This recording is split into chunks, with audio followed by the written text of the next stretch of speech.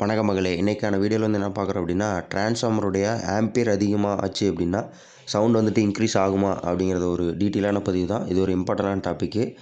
உண்மையான ஒரு விளக்கத்தை பற்றி இன்றைக்கான வீடியோவில் நம்ம பார்க்கலாம். நம்ம பார்க்க போகிறதுல ஒரு காமனான ஒரு மிஸ் அண்டர்ஸ்டாண்டிங்கான ஒரு பற்றி பேசலாம். ஒரு 5 ஆம்பியர் டிரான்ஸ்ஃபார்மருக்கு பதிலாக ஒரு 10 ஆம்பியர் டிரான்ஸ்ஃபார்மர் யூஸ் பண்ணோம் அப்படின்னா சவுண்டு டபுள் ஆகுமா? அதே மாதிரி டிரான்ஸ்ஃபார்மருடைய ஆம்பியர் இன்க்ரீஸ் பண்ணோம் அப்படின்னா ஸ்பீக்கர் சவுண்டு ஜாஸ்தியாக வருமா? அப்படிங்கிறத இந்த கேள்விக்கான ரொம்ப பேர் கேட்டுட்டு இருக்காங்க. ஸோ இந்த வீடியோவில் இன்ஜினியரிங் சம்மந்தப்பட்ட ஒரு ட்ரூத் மட்டும் பற்றியே நம்ம பேச போகிறோம். ஸோ டிரான்ஸ்ஃபார்மருடைய ஆம்பியர்னால் என்ன அப்படிங்கிறத பற்றி பார்த்துடலாம். முதல்ல டிரான்ஸ்ஃபார்மருடைய ஆம்பியர்னால் என்ன அப்படின்னா புரிஞ்சுக்கணும். டிரான்ஸ்ஃபார்மர் மேலே ஒரு 24024 5 ஆம்பியர்னு எழுதியிருக்கு அப்படின்னா இதில் 24024ங்கிறது ஒரு வோல்டேஜ், 5 ஆம்பியர் அப்படிங்கிறது கரண்ட் கெப்பாசிட்டி. ஓகேங்களா? ஸோ இப்போ மீனிங் என்ன அப்படின்னா டிரான்ஸ்ஃபார்மருடைய மேக்ஸிமமாக 5 ஆம்பியர் கரண்ட்டு சப்ளை பண்ண முடியும் அப்படிங்கிறது. ஓகேங்களா? அது ஃபோர்ஸாக 5 ஆம்பியர் புஷ் பண்ண போகிறது கிடையாது. ஓகேங்களா? ஆம்பியர் ஒரு ஆம்ப்ளிஃபையர் எவ்வளோ கரண்ட் எடுக்குதோ அவ்வளோதான் வந்து பார்த்தோம்னா டிரான்ஸ்ஃபார்மர் கொடுக்கும். ஓகேங்களா? அப்போ சவுண்டு ரெண்டாவது ஆப்ஷன் அப்படிங்கும்போது சவுண்டு யார் வந்துட்டு டிசைட் பண்ணுறது அப்படின்னு பார்க்கும்போது சவுண்டுடைய அவுட்புட்டு மெயினாக டிசைட் பண்ணுறதுனா எதை டிசைட் பண்ணுன்னா ஆம்ப்ளிஃபையருடைய வோல்டேஜ், அடுத்து வந்து ஆம்ப்ளிஃபையருடைய டிசைனிங். ஓகேங்களா? டிசைனிங் அப்படின்னு வரும்போது ப்ரீ ஆம்ப்பு, பவர் ஆம்ப்பு. ஓகேங்களா? ஸ்பீக்கர் மேட்சிங்க்கு என்னென்ன போர்ட்ஸ் நம்ம அடிஷ்னலாக யூஸ் பண்ணுறோம், பஃபரிங் ஸ்டேஜாக இருக்கட்டும், கெய்னராக இருக்கட்டும், இது எல்லாமே டோட்டலாக நம்ம ஆடியோ சிக்னலுக்காக எது யூஸ் பண்ணுறோமோ அது எல்லாமே ஆம்ப்ளிஃபையர் டிசைனிங்குள்ளே வந்துடும். ஓகேங்களா? ஸோ அப்போ அடுத்து அப்படின்னு பார்க்கும்போது ஸ்பீக்கருடைய இம்பிடன்ஸ் வரும். ஸ்பீக்கருடைய இம்பிடன்ஸு எல்லோரும் நினைப்பாங்க 4 ohms 8 ohmஸ்க்குலாம் டிஃப்ரெண்ட் கிடையாது. ஓகேங்களா? எல்லாம் சேமாக தான் ஒர்க் ஆகும் அப்படிங்கிறது அப்படிலாம் கிடையவே கிடையாது. நம்ம டீட்டெயிலிங்காக பார்க்கும்போது கம்பல்சரி அது டிஃப்ரெண்ட் உண்டாக்கும். ஸோ அதை பற்றின தனி டீட்டெயில் நான் நிறைய வீடியோவில் நான் பேசிட்டேன். அதெல்லாம் பார்க்கல அப்படின்னா கண்டிப்பாக நான் லிங்க் கீழே தரேன். இல்லை அப்படின்னா சேனலில் போய் செக் அவுட் பண்ணி பாருங்கள். கண்டிப்பாக நீங்கள் லேர்ன் பண்ணிக்கலாம். ஓகேங்களா? ஸோ அடுத்து ஸ்பீக்கருடைய சென்சிட்டிவிட்டி. ஓகேங்களா? டிரான்ஸ்ஃபார்மருடைய ஆம்பியர் மட்டும் சவுண்டை டிசைட் பண்ணாது. எக்ஸாம்பிளுக்கு 24024ல் 5 ஆம்பியர் டிரான்ஸ்ஃபார்மர் இருக்குது. அதே மாதிரி 24024ல் 10 ஆம்பியர் டிரான்ஸ்ஃபார்மர் இருக்குது. அப்போ ரெண்டுமே சேம் வோல்டேஜ் தானே. ஓகேங்களா? அப்போது ஆம்ப்ளிஃபையர் சேம் தான், ஸ்பீக்கரும் சேம் தான், மியூசிக் சிக்னலும் சேம் தான். இந்த 2 செட்டப்புக்கும் சேம் வால்யூம் நாபு பொசிஷனில் சேம் சவுண்ட் அவுட்புட் கொடுக்குமான்னா கொடுக்கும். அப்போ 10 ஆம்பியர் டிரான்ஸ்ஃபார்மர் யூஸ் பண்ணுறதுனால வால்யூம் ஆட்டோமேட்டிக்காக இன்க்ரீஸ் ஆகாது. ஓகேங்களா? இதுதான் ஒரு கான்செப்ட்டு. அப்போ 10 ஆம்பியர் டிரான்ஸ்ஃபார்மர் யூஸ் பண்ணால் என்ன பெனிஃபிட்டு அப்படிங்கிறத பற்றி பார்க்கலாம். ஓகேங்களா? அதில் என்ன பெனிஃபிட் இருக்குன்னா சவுண்ட் இன்க்ரீஸ் ஆகுமான்னு கேட்டால் சவுண்டு கம்பல்சரி இன்க்ரீஸ் ஆகாது. அதுக்கு வாய்ப்பே கிடையாது. ஓகேங்களா? ஸோ அப்போ அதனால் பெனிஃபிட் என்ன, அதை யூஸ் பண்ணுறதுனால என்ன பெனிஃபிட் அப்படின்னு பார்த்தோம் அப்படின்னா ஹெவி பேஸ் வரும்போது ஆம்ப்ளிஃபையருக்கு அதிகமான கரண்ட்டு தேவைப்படும். அப்போது அந்த நேரத்தில் இது புஷ் பண்ணும். அப்போ நம்ம 5 ஆம்பியர் டிரான்ஸ்ஃபார்மர் லிமிட்டு ரீச் ஆனால் வோல்டேஜு கொஞ்சம் வந்துட்டு சேக் ஆகும். அதனால் பேஸ் வந்துட்டு வீக் ஆகலாம், கிளிப்பிங் வரலாம், டிஸ்டார்ஷன் கம்பல்சரி வரும். ஆனால் நம்ம 10 ஆம்பியர் டிரான்ஸ்ஃபார்மர் கரண்ட்டை வந்துட்டு பார்த்தோம்னா ரிசர்வ் ஜாஸ்தி இருக்கும். அப்போ அதனால் வோல்டேஜ் ஸ்டேபிளாக இருக்கும், பேஸ் எல்லாமே ஸ்ட்ராங்கராக இருக்கும், ஆம்ப்ளிஃபையருடைய கம்ஃபர்டபுளாக ஒர்க் பண்ணும். ஓகேங்களா? ஸோ அப்போ இதை சில பேர் சவுண்ட் இன்க்ரீஸ் ஆகிடுச்சின்னு நினைப்பாங்க. அந்த மாதிரி கிடையாது. ஆக்சுவலாக வால்யூம் இன்க்ரீஸ் கிடையாது, அது ஸ்டெபிலிட்டியை இம்ப்ரூவ் பண்ணியிருக்கும். ஓகேங்களா? இதுதான் மேட்ரு. ஒரு எக்ஸாம்பிள் சொன்னால் ஒரு வாட்டர் டேங்க்னு எடுத்துக்கும்போது சிம்பிள் எக்ஸாம்பிள், ஒரு வீட்டில் 2 வாட்டர் டேங்க் இருக்குது. ஒரு வாட்டர் டேங்க் 500 லிட்ரு, இன்னொரு வாட்டர் டேங்க் 1000 லிட்ரு. அப்போ டேப் ஓப்பனிங்கில் சேமான ஒரு வாட்டர் ப்ரெஷர் வந்து பார்த்தோம்னா சேம் தான். பட்டு 1000 லிட்டர் டேங்க்கில் இருக்கிற ஒரு ப்ரெஷர் வந்துட்டு டபுள் ஆகுது. ஓகேங்களா? டபுள் ஆகுது அப்படின்னா வர ஃபோர்ஸ் அப்படிங்கிறது டபுள் ஆகாது. ஓகேங்களா? ஆனால் லாங் டைம் யூஸ் பண்ண ஒரு வாட்டர் ஷார்ட்டேஜ் வராது அப்படிங்கிறத கொடுக்கும். அப்போது அதே தான் டிரான்ஸ்ஃபார்மருடைய ஆம்பியர் கெப்பாசிட்டியும் ஜாஸ்தி அப்படின்னா ரிசர்வ் கரண்ட்டு ஜாஸ்தி இருக்கும். வால்யூம் டபுள் ஆகுதா அப்படின்னா டபுள் ஆகாது. வால்யூம் வந்துட்டு சேமாக தான் இருக்கும். ஓகேங்களா?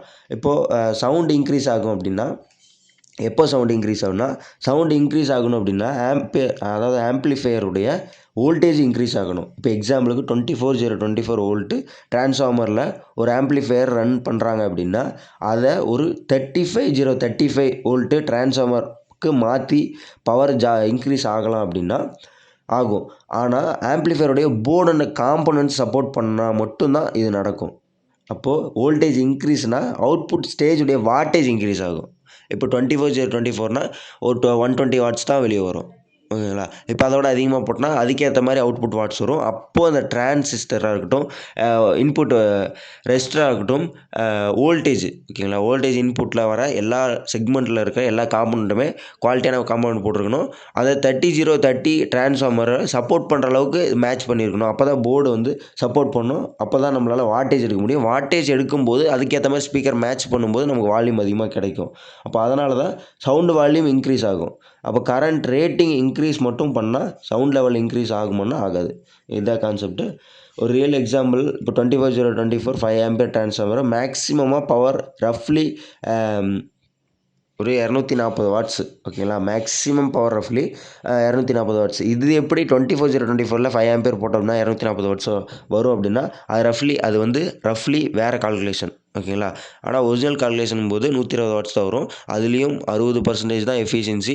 அப்போ மீதி 40% வேஸ்டேஜ் தான். அது வேறு கான்செப்ட். அதையும் நான் அடுத்தது வரதில் நான் சொல்கிறேன்.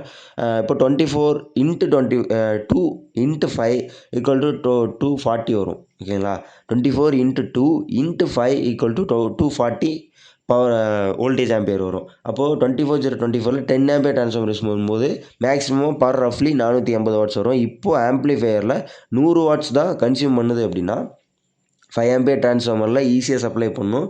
10 ஆம்பியர் டிரான்ஸ்ஃபார்மர்லேயும் ஈஸியாக சப்ளை பண்ணும். அப்போது அவுட்புட் சேம் தான் வந்து கிடைக்கும். அதில் டிஃப்ரென்ஸ் எதுவுமே நம்மளால் கன்சியூம் பண்ண முடியாது. அப்போது பிக்கெஸ்ட் மித்து என்னென்னா, ரொம்ப பேர் சொல்லுவாங்க கெப்பாசிட்டர் அதிகமாக போட்டால் வாட்டேஜ் இன்க்ரீஸ் ஆகுது அப்படின்லாம் சொல்லியிருப்பாங்க. அந்த மாதிரிலாம் ஆகாது. அதே மாதிரி 10 ஆம்பியர் டிரான்ஸ்ஃபார்மர் போட்டால் ஸ்பீக்கர் வந்து கத்துது அப்படின்னு.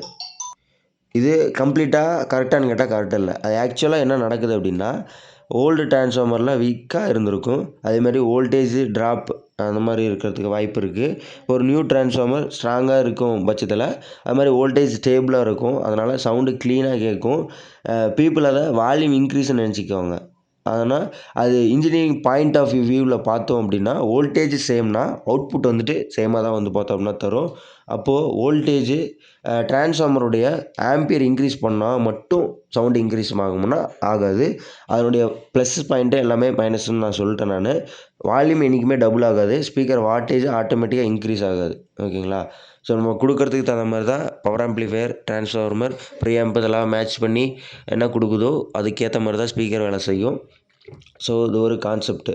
சவுண்டு இன்க்ரீஸ் ஆகணும் அப்படின்னா ஆம்ப்ளிஃபையருடைய வோல்டேஜ் கம்பல்சரி இன்க்ரீஸ் பண்ணணும்.